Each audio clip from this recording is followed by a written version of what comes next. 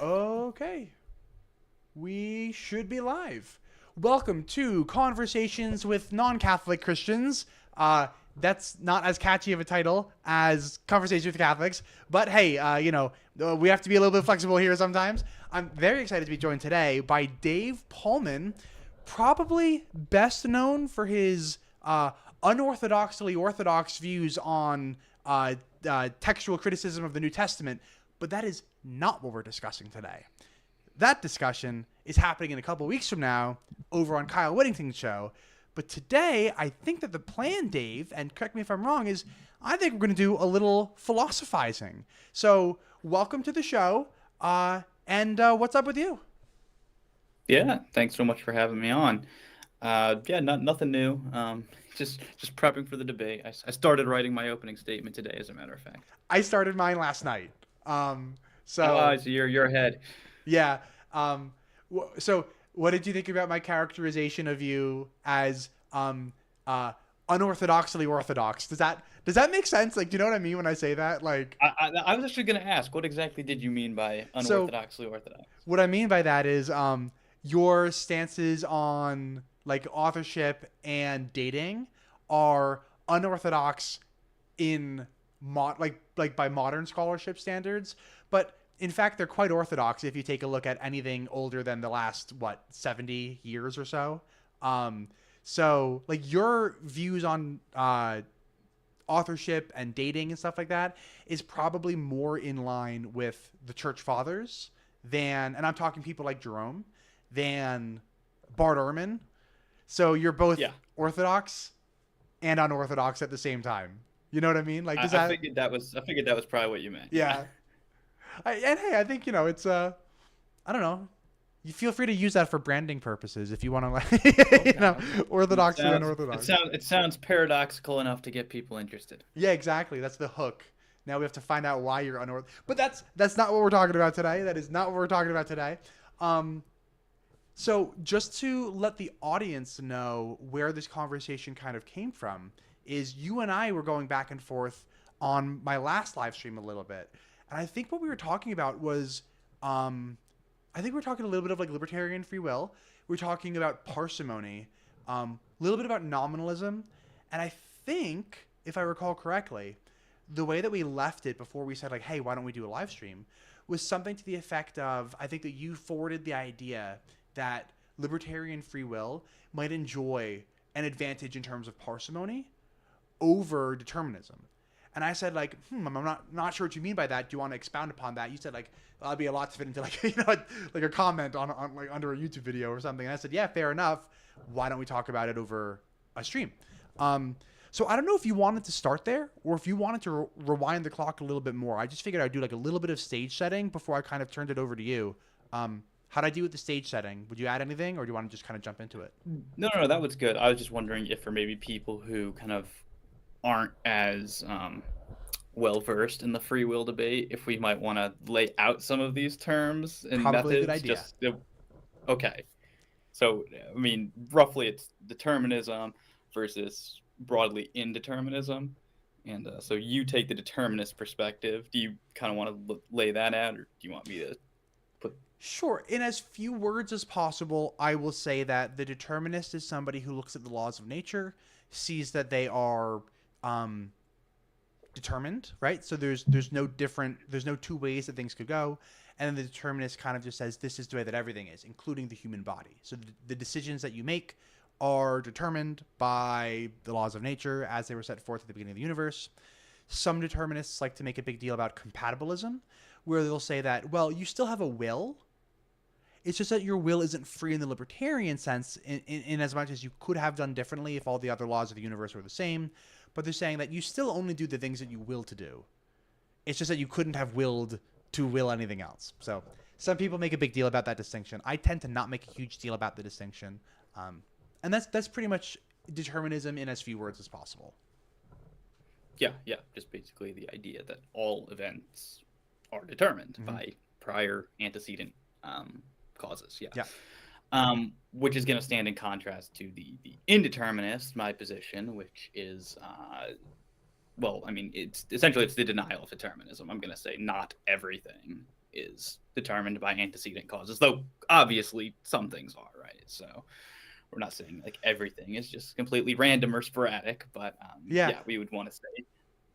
I wonder Go if ahead. you would agree with my characterization as determinists and proponents of libertarian free will agreeing like 99% of the time things are determined. Like the determinist just kind of goes that extra 1%, while the indeterminist kind of withholds that final 1% and says, no, there are some things that aren't determined, even if most things are.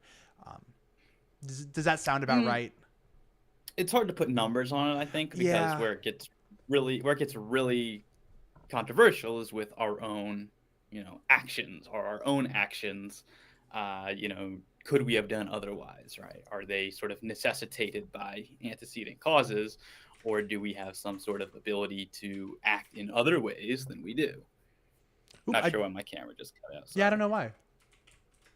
Oh, well. You're back. You're on the other camera. It's okay, frankly. It wants me to have my ugly webcam. Sorry. You've got a fan in the chat, by the way. Real Seekers is here, saying what's up, and he also warned me about your Calvinist leanings and your presuppositionalism. So I've been warned. I think that's Dale from. It is Dale from Real Seekers. Yeah. Yep. We used to have fun times back on PRA, so that was good to see you, Dale. Dale and I talk sometimes. I mean, shockingly, right? Most of our talks are about the Shroud and stuff like that, but we interact every now and then. So good to see you here. But sorry. So I do agree that it is kind of silly to put numbers on things. What I was getting at here was that the orbit of Jupiter around the sun, I think that somebody who is a libertarian free will proponent will still agree that like the orbit of Jupiter is just plain old determined. While and that's what I'm referring to. Like, we live in a huge universe, so pretty much everywhere except for Earth, everything is determined. And then even on Earth, most things are still determined in terms of, avalanches or an apple falling from a tree. Yeah, it's not going to be controversial that quite a lot of what happens is determined. Yeah. Where it's going to get controversial is, I think, specifically with human action. Yes. Or maybe more specifically, human choices, right? Mm-hmm. Are those determined? So, yeah. And there's different theories for all these, right? You've got, like, theological determinism, right? Where God is the sort of first cause that causes everything, right? That'll be the view that's popular among Calvinists. But then I would guess you'd be more favorable to the sort of naturalistic determinism, right? Yeah, exactly. Cash it out in terms of laws of nature or something like that. Then among, indeterminists, you've got libertarians are going to be the most probably well-known bunch here. But I mean, even within them, you've got event causal libertarians, you got agent causal libertarians. So, you get all these distinctions, and we don't have to get too much into that. But just for people who are like absolute noobs to this, that's kind of the debate that's happening. And kind of that gets tied in with sort of debates about moral responsibility, right? And is determinism compatible with us being morally responsible for our actions? Unless you bring it up, I probably won't be bringing kind of the moral dimension into this too much, because I think probably both of us harbor some skepticism towards, towards just meta ethics and how much relevance that would have to this. Yeah, why don't we backburner that and then only bring it up if one of us is really dying to bring it up? Okay, yeah, that's good. Okay, so that's good. So I guess the argument then, I should probably preface that with a little bit. So the argument I'm putting forward is going to be assuming all other things evidentially stand equal between the indeterminist and the determinist, right? So the argument I'm presenting is just basically concerned with that libertarian freedom, or at least indeterminism, will have some sort of simplicity benefit over and against determinism. Now, it could, be the case that will be other reasons for being a determinist that override this simplicity consideration, right? Maybe we've just got overwhelming evidence for it. So, yeah, this is not like a slam dunk proof of indeterminism. It's just to say it's got a slight theoretical advantage in this area. Okay, So putting that out there then to the argument, probably an illustration. Just get like a mental illustration in your head here to, I guess, get the idea across of how my reasoning works here. So kind of think, of like just a blank sheet of paper or map or something like that, and that's going to represent like the flow of time. And then on there, put like just a whole bunch of black dots, right? Those are going to represent events that happen throughout time. Now, the determinist and the indeterminist are agreed upon that these events happen, right? I'm not saying some events happen that you don't, right? We're all agreed that these events happen. Now, we also agree that some of these events are caused by prior events. So you can put some lines connecting some of these dots together, right? And you've got this kind of causal flow through time. So what the indeterminist is going to say, though, is that all of these dots aren't going to be interconnected, right? Some of these dots, some of these events, or maybe we'll say some of those are agents. Some of those are able to cause other things to happen, to cause events without having a prior cause. So some of these, on this kind of map we're looking at, you're just going to have a dot with no preceding line before it, but that'll be causing lines forward, right? You'll have a few of those when agents are freely acting or indeterministically acting. So the idea here then is that on determinism, that map is just all the dots are connected, ultimately going back to some whatever sparks off the flow of time. In the indeterministic map, they're all not all connected. And so what I want to say is, well, look at the amount of causal or determining connections there, the amount of lines. There's fewer of them on the indeterministic model. So it's committing us to the existence of fewer causal relations or deterministic relations. And so on that basis, it's going to be a simpler theory because it entails the existence of fewer causal relations. So on the consideration of simplicity, it comes up as a simpler theory. So let me make sure that because I don't think I necessarily followed the very final point there. I certainly agree that the determinist is going to look at the same events as the indeterminist, but the determinist is going to have a single point of origin, and the advocate for libertarian free will, indeterminism, is going to say no, there may actually be significantly more than one point of origin here. So each causal agent or each agent with libertarian free will could potentially be like a new origin point for some further future causation. And so did you end by saying that the libertarian free will proponent enjoys the parsimony advantage? Or Correct. So how come you say that? Because the way that I look at it is I see having only one point of origin as just being simpler. Like having multiple points of origin kind of seems to, well, I mean, just more is more than less. You know what I mean? Like that's So yeah, there'll be more points of origin on the libertarian thing. The crucial point here with respect to simplicity, though, is that those points, right, which are going to be us, right, the agents, those are still going to exist in the deterministic perspective, right? So by saying there's fewer points of origin, you're not eliminating that from your ontology. You're just relabeling that as something else. You're not eliminating the event. You're only eliminating a point of origin of causation. Right, but it's serving some other function, right? Like if we think of it in terms of dominoes falling, right? Even if the domino isn't falling without some other prior domino knocking it over, that domino's still there, knocking things over. So I don't see that there's a simplicity advantage there for the determinist. It's just you're going to be relabeling the same item in your ontology. Does that make sense? So yeah, I'm almost wondering, and Angus is about to walk in front of the camera, so let me pay the cat tax real quick. Cat tax, there's Angus. I'm almost wondering if you and I are looking at the same facts and then kind of thinking about simplicity in different ways, because I guess, and let me ask a clarifying question here too. is your stance here that there's just simply no parsimony advantage either way so far, when we're comparing determinism versus indeterminism? Prior to the consideration of causal relations, yeah, it looks like they stand equal. Okay.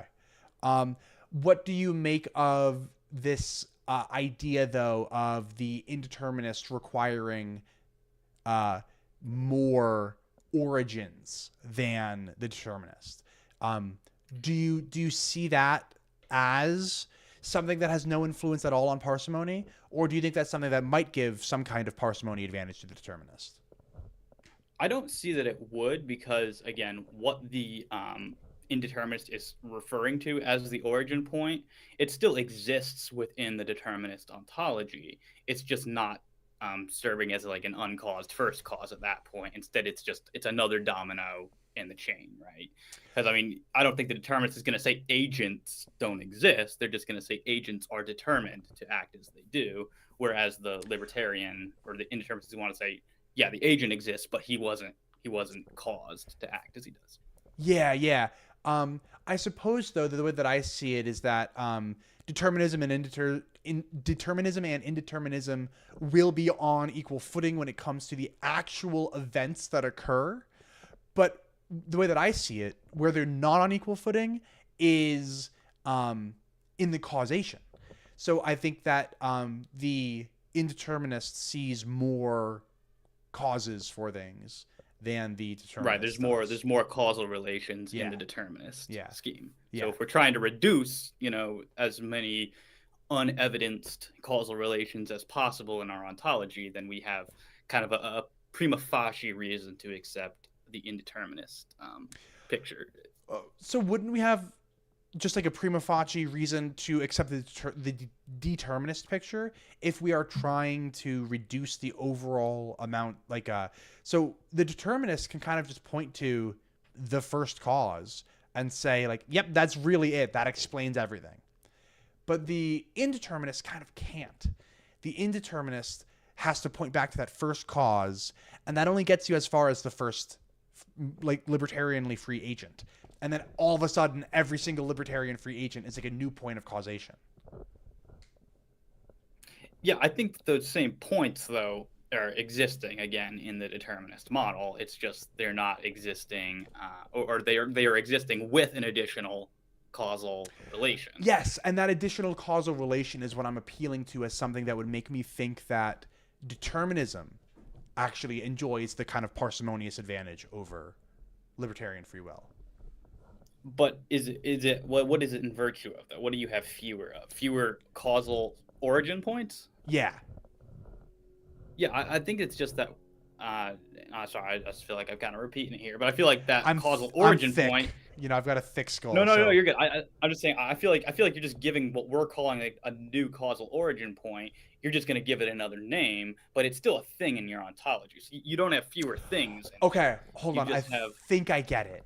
So pretty much what you're saying is, well, look, Kevin, all that's happening here is that the libertarian free will advocate is pointing to something and saying this is the reason that this happened is because of free will, while you're looking at that and saying, no, the reason that this happened is something that came before it. But there's still one reason each, right? Like the determinist has one reason and the advocate of libertarian free will has one reason. So in that sense, there's no advantage either way. Is that kind of where you're coming from? Yes, and then I want to say on top of that, the determinist also has to add this causal relation in there that determines the action. Okay. What's going on. And so that's where the additional complexity is coming in. Where the libertarian free will advocate has to posit libertarian free will as the... Right, it's just an indeterministic choice, no causal relation. Okay. I think I got you. Okay, thank you for walking me through that. No, you're good. So I still have to say, I guess, that I don't know if I see that as a parsimony advantage. I still don't think. But instead of spending like the next hour like on this point alone, I feel like I kind of interrupted you while you were still walking through something, right? Or No. You were good. I think I got the main picture okay, out there, and then okay, I was just clarifying some points. okay, cool. This does lead me to a question for you. So the laws of the universe seem to be such that everything has a previous cause, right? And when I say everything, for now, let's not consider the organics. So when an asteroid orbits a planet, when a planet orbits the sun, when a rock falls down a mountain, when there's a storm on Jupiter, whatever, all of those things you and I are going to agree are not the effect of libertarian free will. They are causally determined. The libertarian free will advocate seems like they must postulate that the laws of nature just work different inside of like a human body, or at least in turn, like maybe you want to argue that they also work different inside of just all organics or something like that. That's the move that Van Inwagen made. But I guess I just don't see the motivation for that.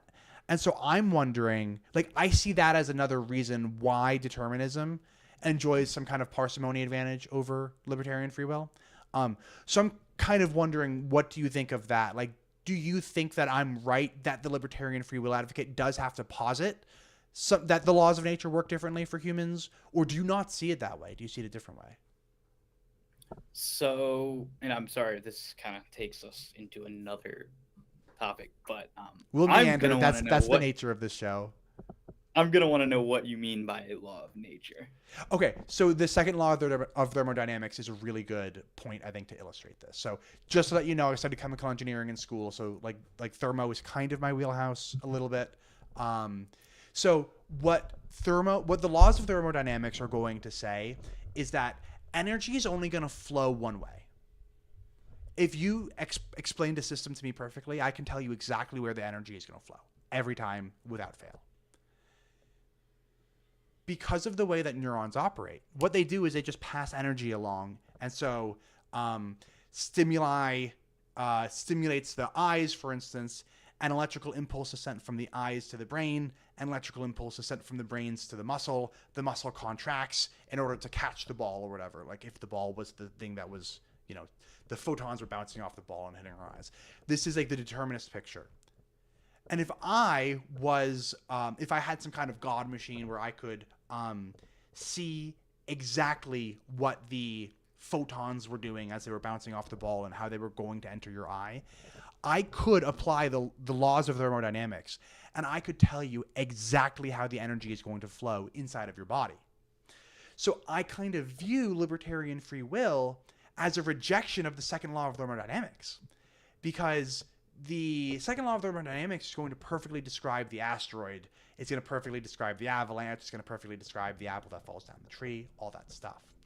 But the advocate for libertarian free will seems, to me at least, to be committed to this idea that things just don't work like that inside of at least the human body, if not all organic bodies.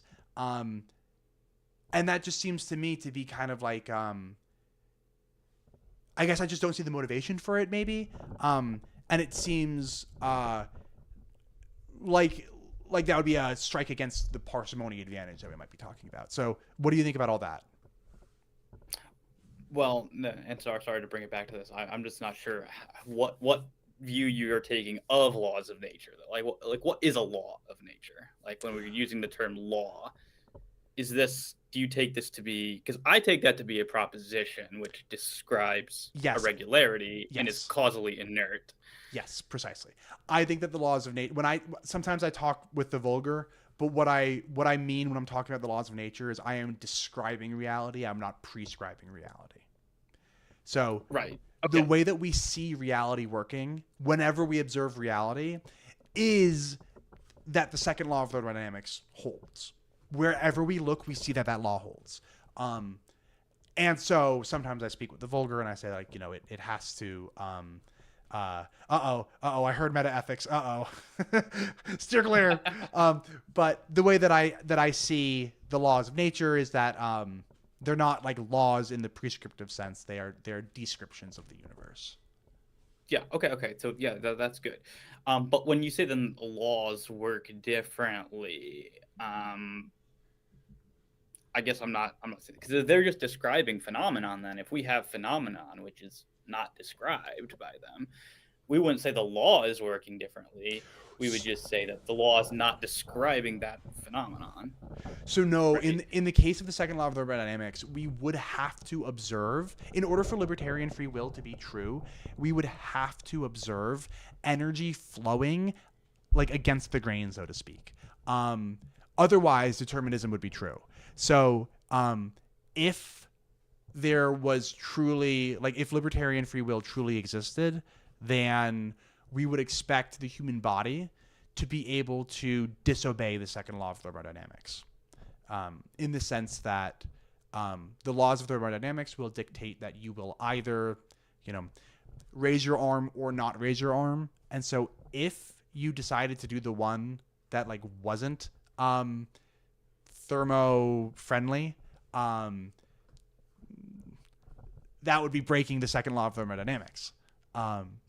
And so that would seem to me to be something that would be like a big strike against the parsimony of libertarian free will. All right, and maybe I'm not seeing it. Could you explain why you think that this is in violation of the second law? Yeah, and also, what's up, Spartan Theology? And Nick. What's up, Nick? So the laws of thermodynamics are going to dictate that one thing and one thing only is going to happen. If libertarian free will is true, then not one thing and one thing only is going to happen. In fact, multiple different options could happen. But that doesn't seem to me to be in, because the law, unless it's only one thing will happen, right? That is what the law of thermodynamics states, that only one thing will happen. Right, but it seems to me the libertarian agrees with that. The libertarian says only one thing will happen. Multiple things could happen, but only one thing will. So I don't think that is libertarian free will. That's what I would call compatibilism. And so the compatible... Sorry, I was going to say, what do you see as the difference between the two? Yeah, so the difference that I see between the two is that the compatibilist admits that if you rewound the clock to like the moment before the decision was made, and by rewinding the clock, I mean every atom is in the same spot that it was before. Every nanojoule of energy is exactly the kind and where that nanojoule of energy was before. The exact same thing will happen again and again and again every time that you rewind the clock. Meanwhile, the advocate for libertarian free will is going to say, no, not necessarily the same thing will happen every time. Because if you're rewinding the clock before that truly libertarianly free agent made the decision, they could make a different decision. So answer the question, all things, otherwise all things remaining the same, could the answer have been different? If you say, yes, the answer could have been different, then I think that you're a proponent of libertarian free will. If you say, no, it couldn't have been different, then I think that you're a compatibilist about free will, which is a type of determinism. Right. So, but as I understood it, you were saying that the second law is going to say only one thing will happen, right? Yeah. It seems to me the libertarian, unless what you're saying is the law says that the same thing will happen, because the libertarian agrees, right? I can do A or B, but I'm only going to do one or the other. I'm not going to do both A and B. I'll do either A or B. So only one thing is going to happen for the libertarian.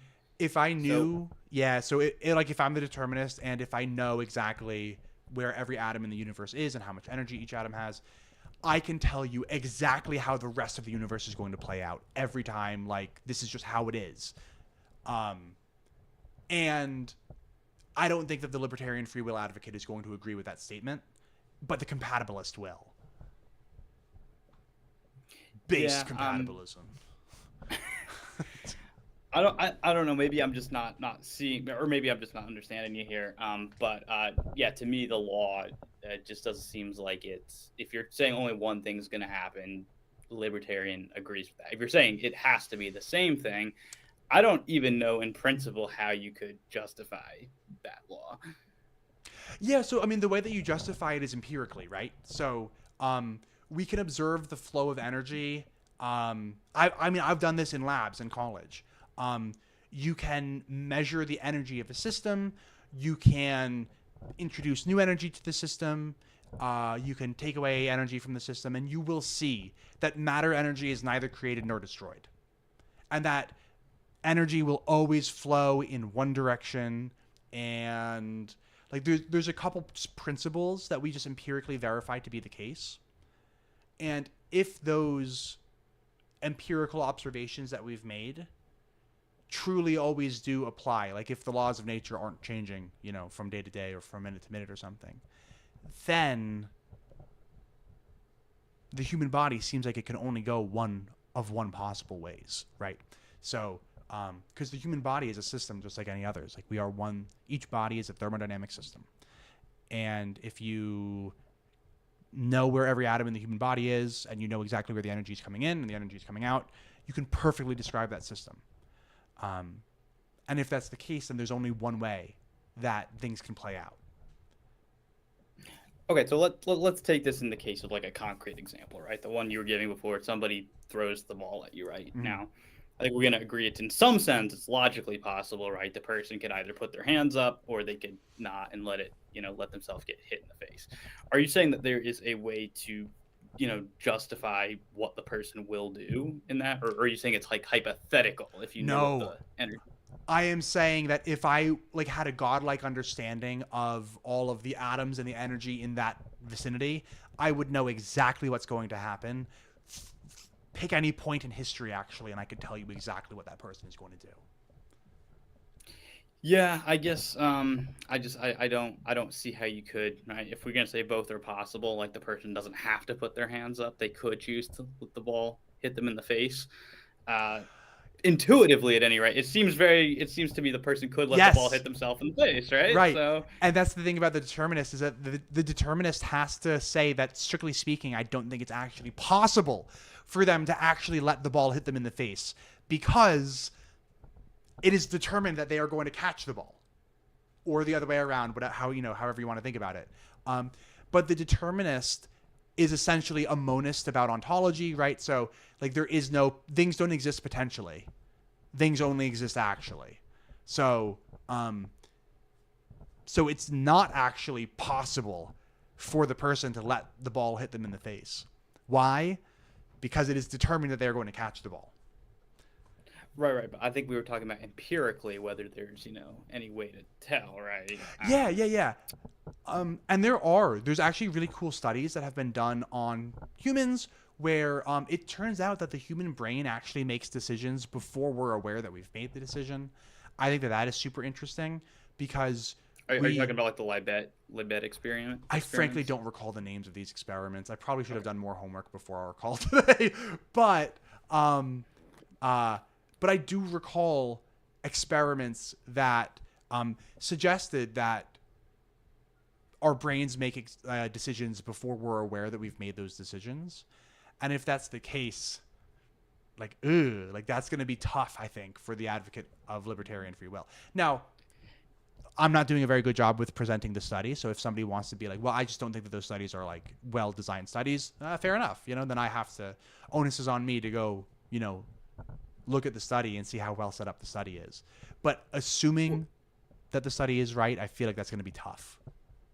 Yeah, I mean, if this is the Libet experiment, which is, what it sounds like to me, then from what I understand, people still retained the ability to refrain from doing the things that, their brain had determined that they were going to do. It's been a while since I've been reading on those experiments as well. But from what I understood, the results were kind of inconclusive. Okay. Yeah, maybe. I frankly don't recall the name of the experiment. I hear you. I do remember some kind of experiment where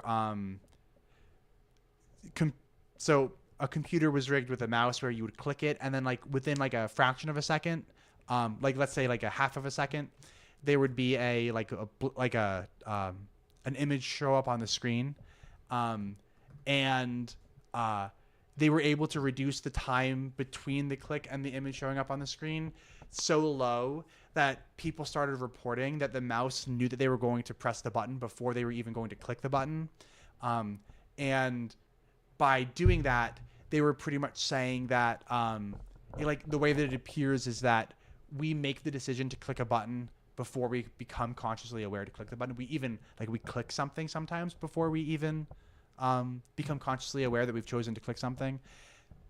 I will say that in that particular experiment, I don't think that the proponent of libertarian free will necessarily disagrees, because I think that the proponent of libertarian free will actually agrees that a lot of what humans do is involuntary. Like, we don't choose to do everything that we do all the time. Like, sometimes you catch the ball out of pure instinct. Like, you never decided to do that, you know? So I don't know what you think about that. You did freeze up on me. Let me know if you can hear me. Uh-oh. I can hear you. I just Okay. don't know if, for some reason, my picture's frozen. But Okay. Hey, I you still actually got you can still back. hear me? Yeah, I got you back. And Okay. I can still hear you. So. Okay. That's the main thing. I heard what you said though. There was no break in your audio on Cool. my end. So sorry, I was a little. Uh-oh. I did get a little distracted by that. That's okay. I think that the point that I was making is that I believe that we have empirical reason to think that our brains have decided what we're going to do before we become consciously aware that is indeed what we've decided we're going to do. Maybe I'll just ask you a question, assuming that this is true. Do you think that that would be a problem for libertarian free will if that actually was the case? Or do you see some way to kind of harmonize the two? Yeah, I mean, if we just were able to show that, like, some actions, that we act instinctively sometimes or whatever, particularly, at those times when we are, kind of feeling like.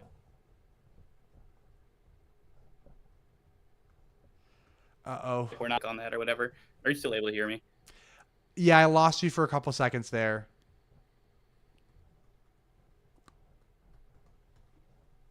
Tell you what, while you're struggling, I'll say to Lance, I'm also not clear on why determinism isn't simpler. I think that I understood where Dave was coming from in terms of the determinism and libertarian free will. Should I just try to rejoin? Yeah, go ahead. I'll chat with the audience for a minute. But I think I do get what Dave was saying there. And I think that I agree in terms of the proponents of libertarian free will and the people from the determinist side of the spectrum agree on the events. Hey, you have the good camera again. No, I think you're still frozen though. And so, yeah, and you see that I did answer that, Spartan. So, cool. Dale's got a question for David. I may have missed it, but how are there less causal relations on indeterminism? So don't let me answer for Dave, but I think that Dave wouldn't say that there are fewer causal relations on indeterminism. I think that he would say that there's actually the exact same. No, hold on. Let me think about how Dave would think about this. I'm just gonna let Dave answer it. Sorry, Dale. Yeah, compatibilism for the win, Spartan. That is my view. That's, to me, that seems to enjoy the parsimony advantage. It also seems to be empirically like the way that things are. Like, to me, compatibilism makes the best sense of the empirical evidence, which is kind of deterministic. But then also just kind of like, if we, introspect, it seems like we have some kind of will. But if this will is like a determined will, then that just is compatibilism. So, compatibilism for the win. All I'm saying is I agree. This is what happens when you interview a pre-sub like Pallmann. Oh, poor Dave. We're picking on you while you're gone, just to let you know. So.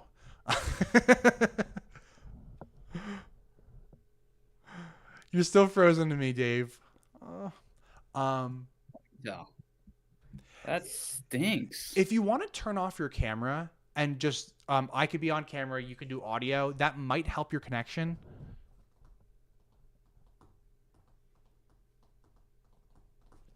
So Nick, that's something that we haven't gotten to yet. How libertarian free will fits in with omniscience. I I like where your head's at, because when I It's was not normal. Dave, I'm getting like every other word. Take your time with it. I'm chatting with the audience. So Nick, you said you don't say libertarian free will fits with omniscience. When I was a theist, I was a Thomist, and that was like particularly jarring for me, because Thomism is like extra determinist kind of, because if like the modal collapse like entails determinism pretty much, and I think that the modal collapse arguments succeed. So if God truly is divinely simple in the way that the Thomists kind of argue that God is, then I don't see how God's act of creation like could have been any different than it was. And if that's the case, like if God is equal to his act of creation and God is unchanging, then it seems to me like that just kind of like entails determinism. So I don't know. That's going to be tough. But I'll bring this up, Nick. I'll bring this up to Dave and see what what Dave thinks. Okay, you're back. We're gonna hope so. All right. Tell you what, while you're here, Dale had a question for you. He says, I may have missed it, but how are there less causal relations on indeterminism? Don't the same events stand in causal relations by influencing but not determining the agent? Oh, no. Oh. We might make it in between sort of necessary. Oops. Am I cutting out again? Maybe I'll just try turning the camera off and see if that works. Yeah, go ahead and leave the camera off. You sound good, though. You don't want to see my ugly mug anyway. We've got your picture. That's the important part. All right, so yeah, we might make a distinction between like necessary and sufficient causal relations, or even, probably a better way to think about it is actually direct and indirect causal relations. So yes, there are, like if we talk about, for example, that I'm trying to think of a good example here.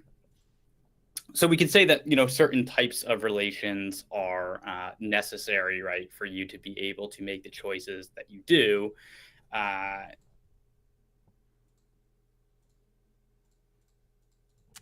Did I lose you, Dave? There has to be. Uh-oh.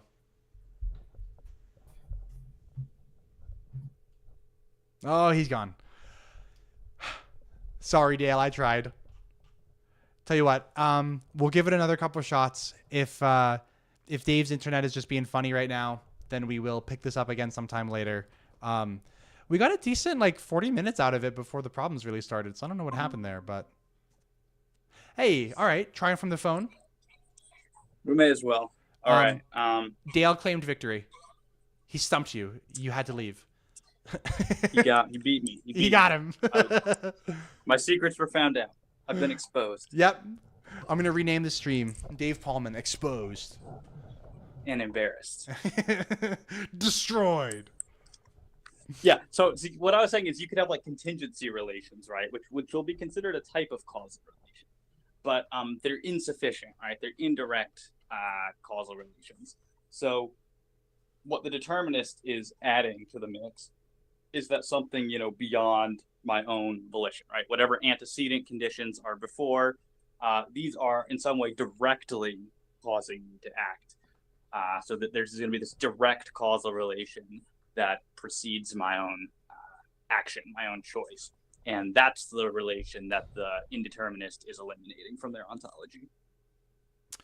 Yeah. Let me ask you this. Do you think that the indeterminist has to eliminate some kind of natural cause, not libertarianly free cause, to kind of make room for the libertarianly free cause? Because the determinist is going to make the argument that for the person catching the ball, the thing that caused him to raise his hands is the neurons firing, and the neurons fired because the eyes sent a signal to the brain, and the eye sent a signal to the brain because the photons bounced off the ball and hit the eye. Do you think that the libertarian free will advocate is eliminating any of those causes, or is this just an additional thing like that he's layering on top this libertarian free will. Yeah, well, I mean, so it'll probably depend on what sort of particular species of determinism is sort of going on here, right? Because like if we're talking about a theological determinism, in addition to all of that, right, there's also going to be this divine decree going on there. Yeah. So yeah, I mean, I'm going to agree, right, that all of the physical processes or whatever is going on, right, I just don't think that those are sufficient to cause the action. Yeah, you don't think that the physical causes exhaust all of causation, while the person who's a determinist does. Right. Yeah. Though those will be involved, right? Yes, you're not eliminating any of those natural causes. You're just kind of putting one more cause on top, more or less. Right. Yeah. I think. Well, I wouldn't even put it that way, right? I think that we're all going to agree that to some, unless like you think we're just completely passive, then you're going to agree that our own agency is involved. But I think the determinist is just going to say that that agency is acted upon or caused or determined by some prior antecedent conditions. Yeah, I mean, so it probably depends on what kind of determinist you're talking to, but I'm going to make the argument that like our agency is kind of not real. So it is real in the sense that like we will things to happen and stuff like that, but our will is completely determined. So like it's not like I think that we have some kind of like spooky agency that's causing anything at all. I think that like my will is a direct result of the laws of nature. I think that my will is exactly what the electrical impulses in my brain are saying that my will is supposed to be. You know, does that make sense? I think it does. As like a general sketch, obviously, I would want more details to get like a full picture of it. But yeah, I think that gets the idea across. Lance had a question. And I'm going to take a stab at this too, but I think, Dave, you'll probably have some thoughts here too. So if you're all about simplicity, why not reject both libertarian free will and compatibilism? So here's my 2 cents. And Dave, I wonder if you'll agree. Compatibilism is a type of determinism. So if you're kind of saying like, why not just reject determinism and indeterminism? The way that I see it is that it has to be one or the other. Like it has to be either X or not X. So you don't get to just be like, no, it's neither X nor not X. It's like, no, it's one of them. It's either X or not X. However, if you're saying like, why not reject libertarian free will and compatibilism in light of like some kind of like non-compatibilistic determinism? Maybe, but I just don't think that parsimony is like the only thing that matters. I think that parsimony is important, but I also think that it is important to explain the data and then explain the data in the most parsimonious way. And I don't think that the compatibilist is any less parsimonious than like non-compatible determinism. And I think that compatibilism does explain why we feel like we have wills, if that makes sense. So Dave, what do you think? Why not reject both? I want to ask, what is the alternative, right? Because like, are we saying like non-compatibilistic sort of determinism? I don't see why that's going to have a simplicity advantage over straight up determinism. So unless Lance is like advocating that we just start removing events from our ontology and like say no events exist, so we don't like have to sort of face our events determined or indeterminate or undetermined or whatever.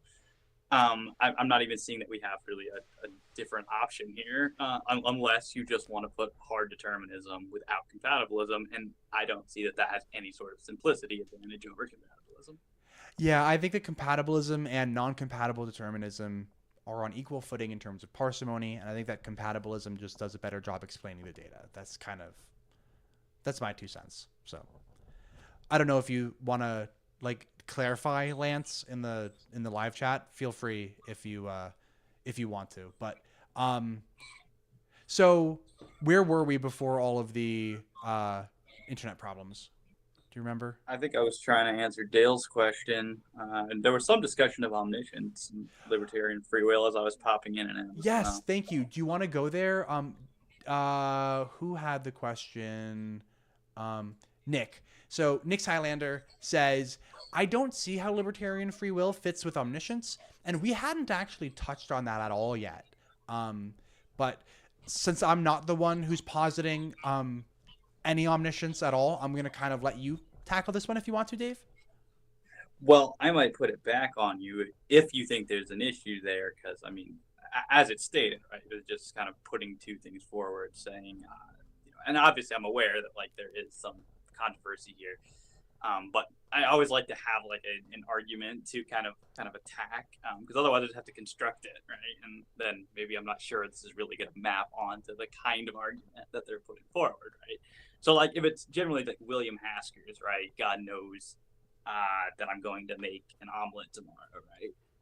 Well, if he knows it, then it has to be true that I'm going to do it, right?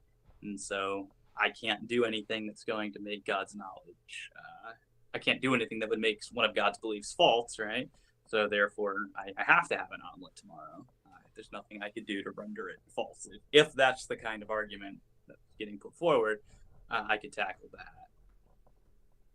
Why don't you do that one? And we'll see if Nick wants to clarify his question at all. But if not, my brain went to Thomism first just because of the kind of tradition that I came from. So I can kind of pose you a Thomism question, though I suspect I already know the answer. But for now, why don't you go ahead and kind of tackle the scenario that you laid out? Okay, yeah. The way I tackle or I go about responding to Hasker's argument is I take kind of an unpopular route. I just reject the premise that there's nothing in my power that could make it that God now believes something which would be false, right? I think actually my libertarianism commits me to saying, actually, yes, I do have the ability to, because God, believes I'm going to do things tomorrow. I don't think I have to do those things. I think I can do otherwise. I have the ability to. Therefore, I have the ability to make it that God's beliefs will be false. Now, crucially, I can still preserve omniscience because I don't think that possibility is ever actualized, right? I don't think that I, in fact, ever do anything other than what God believes that I will do. But I believe I have the ability to. So I kind of reject the premise that there's nothing you could do that would make one of God's current beliefs false. Yeah, isn't that kind of just the whole Molinism thing where like God doesn't have middle knowledge kind of? Like isn't that so Molinism is kind of like a Protestant thing, so I have to admit I'm not like super familiar with it. But isn't the whole Molinism will hold that God does have middle knowledge. Oh, he does? So yeah, that's okay. So what's the whole thing with God not having middle knowledge as a way to kind of avoid the problem of like free will with is that a thing or am I making it up? Typically, as I understand it, Molinists will say that middle knowledge gives them kind of a unique way of saying that God can know the future and people still kind of be indeterministically free. The question of how it's really supposed to do that, I'm not seeing that it has any advantage over simple foreknowledge myself, but some of them do claim that it gives them, a unique way because God has knowledge of all possible worlds, prior to his creative decree. And so because of that, when he actualizes one, he just knows what's going to happen in it. But that doesn't really tackle the issue to me of how you're able to do otherwise. So it doesn't really seem like it's adding anything new to the mix. And then let me kind of pose you, because Nick hasn't chimed in again. So just in case, and I do know that Nick is, if he's not Catholic, then he's like Catholic adjacent.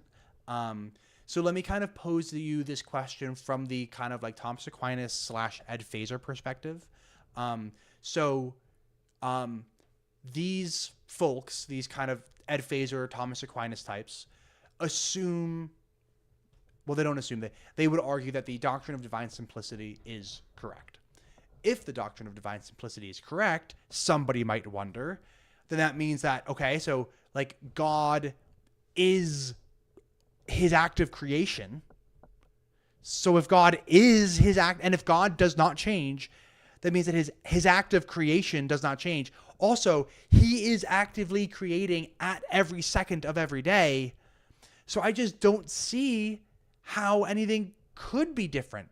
Because if you're pretty much saying that, like, I have libertarian free will, you're kind of denying that God, like you're denying this doctrine of divine simplicity. So what do I do here? You know, Edward Fazer, save me. This is kind of like a common Catholic problem. And I said, I imagine that I know your answer. And that would just be that since you're not Catholic, you kind of just be like, yeah, I just don't think that divine simplicity is correct.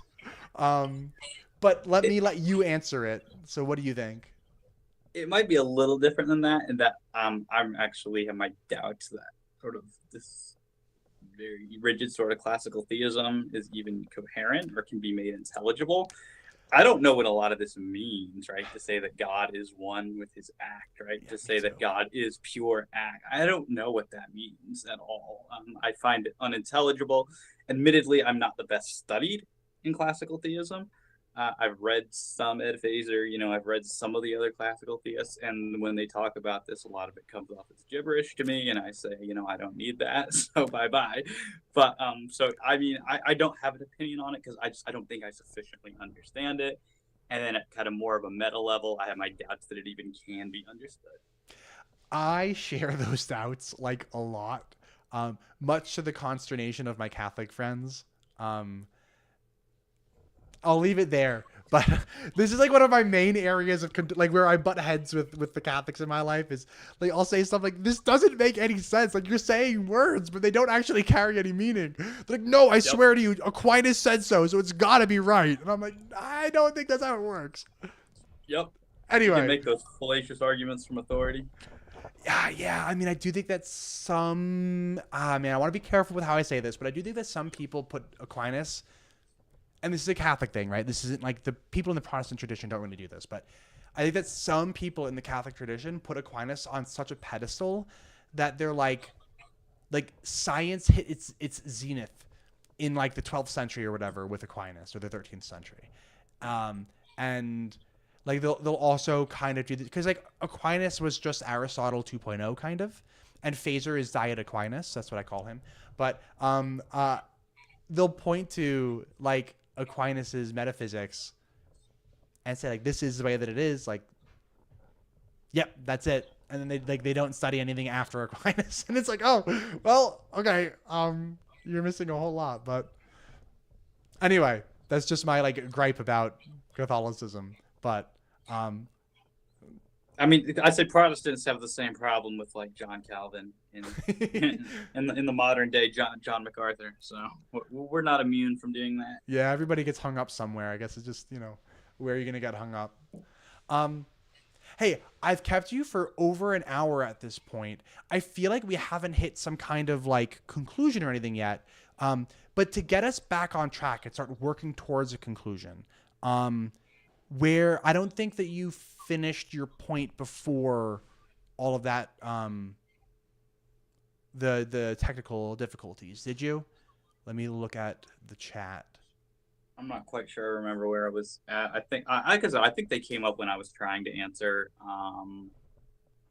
was it Dale's question? And I think I did get to when I got back on. Okay. Well then let me ask you, with the whole determinism, libertarian free will thing, what do you consider to be the like largest point in favor of libertarian free will? Like, I think all we've been kind of talking about so far is kind of like removing barriers, but we haven't necessarily talked about like why we ought to think that libertarian free will is like the correct way of understanding the universe. So how do you see that? Well, I think from the philosophical perspective, it is going to be that simplicity consideration. That because again, that's assuming all other things stand equal between the two theories, and there's going to be a lot of arguing that has to get done to go there, because you know there's going to be a lot of objections that libertarian free will is coherent, doesn't it? You know, just end up being lucky or random and things like that. So I think, you know, if you can sort of lay those, if you can sort of deal death blows to those sorts of objections, answer arguments for determinism, and be like, hey, we've got an evidential par, then that's going to be the best argument from like a purely philosophical perspective. I think that.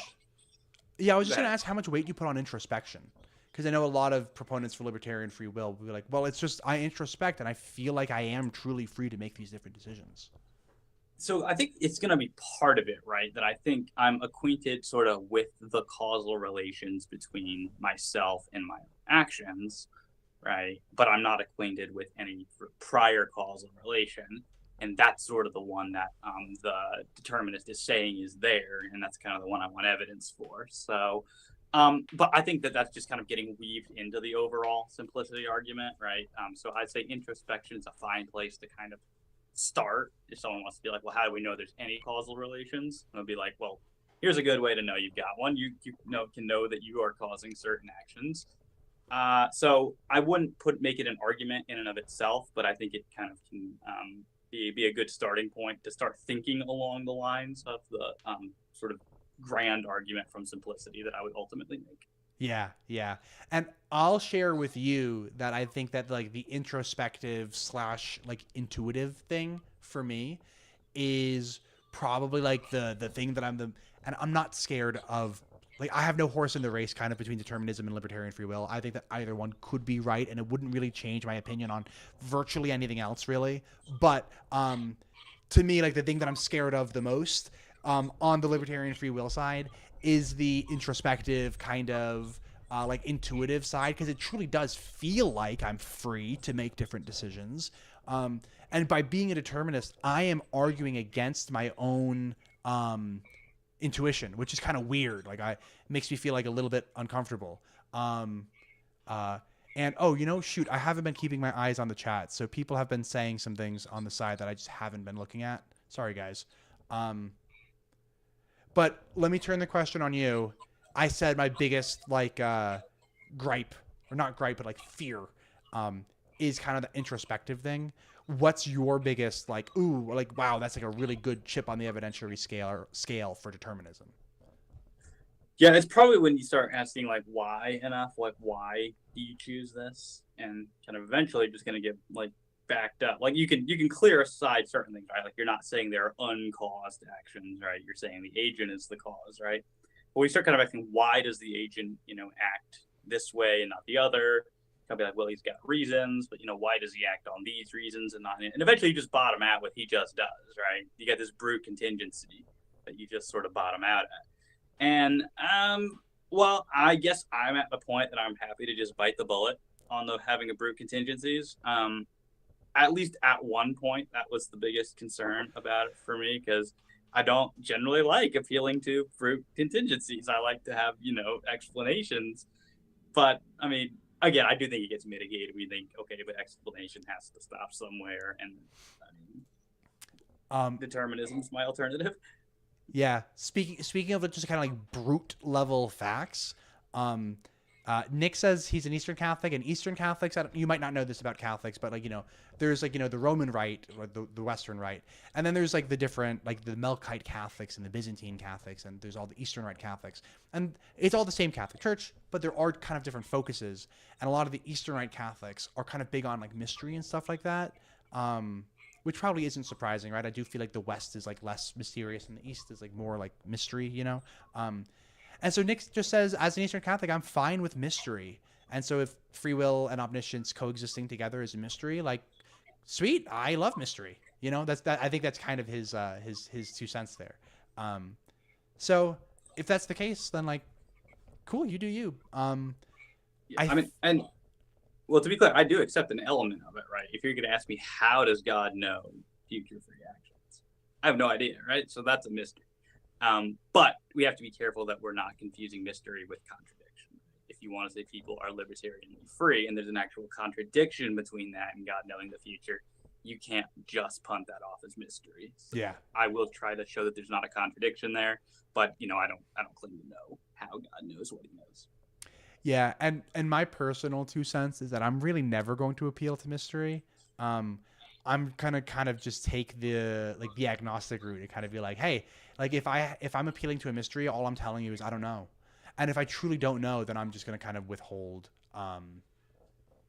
belief either way until I know better. So that's kind of my 2 cents on mystery. I don't know if you share that to an extent, maybe. So I think there can be times to appeal to mystery, particularly I think I have independent good reasons to think that God, exists and knows the future, and independently good reasons to think that libertarian free will is true. And so then I think it's appropriate to appeal to mystery on something like, The how does Trinity. God know a future future? Or if I have good reason to believe that God exists and created the world, right? But I have no idea how he did, right? So I think it's okay to appeal to mystery kind of in places where the two kind of propositions that are giving rise to the mystery are independently justified. But I mean, in a way, you're right. That is sort of like saying, I don't know. Yeah, and I mean, you kind of are saying you don't know for the how question. Like for the that he did it, you're saying like, no, I do have good reason to believe that. But how he did it, you're like, I don't know, I'm agnostic on that. That's kind of how I read your answer there. You know? Yeah, I think that's fair. Yeah. And so I think that somebody who embraces the mystery might be kind of using the mystery to accept the how sometimes. Like, how does God do something? I don't know. It's a mystery. And I think that you don't need to say it's a mystery. I think you could just say, like, I don't know. You know what I mean? Or maybe it's the same thing. Maybe saying it's a mystery is the same thing as being agnostic. No, I don't think that's quite right. I don't know. Something I want to think about. It probably depends, like on most things, how we're defining the terms. Yeah, I think that's very, very fair. Spartan Theology asks if I've read any of Catherine Tanner's works. Catherine Tanner is one of those names that I've had recommended to me like a trillion times, but you should see the amount of books that I'm working on, like all at the same time. Hold on. This is the current stack that I'm working on all right now, like all at the same time. And I also read fiction for fun, like, and I read fiction at a faster rate than I read this stuff. Because when I'm reading fiction, my eyes just kind of like bloop, bloop, and then I can tear through a fiction book. When I'm reading this stuff, it's like you got to be slow and stuff like that. This teeny tiny book on the Eucharist, I've owed one of my friends to finish this book forever. This whole book's like 100 pages, and I've read the first 20 pages and like that's it.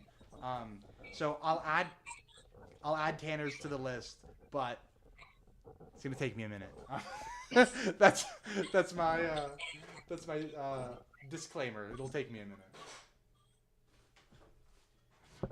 Okay. Dave, I've kept you for over an hour at this point. So, the perennial last question is always, what are you working on next? What's new for you, and where do we find you? Okay, so yeah, I mean, current studies are they were supposed to be directed towards substance dualism, getting off of the synoptic problem. But then I got this debate with this guy named Kevin scheduled, and so I had to go brush up on New Testament again. So yeah, I mean, my studies are kind of split right now between substance dualism and rebrushing up on the anonymity, authorship of the Gospels, that whole issue. Then yeah, people are interested at all in checking me out. My own channel. It's called Faith Because of Reason. I saw you linked it in the description below. So yeah, that's where people can find me. Cool. Check out Dave's channel. Like we said, linked in the description below. Dave, this was awesome. Thank you for coming on. I'd be happy to return the favor and come on your channel sometime if you ever do decide to kind of do the live streaming stuff. And hey, even if you don't, you want to do like a private call and we'll record it or something like that, I'd be more than happy. Because this was awesome, and I think there's still so much more left to be discussed because you can only, scratch the surface in an hour. So thanks so much for coming on. And thanks for having me on. And I just hit end.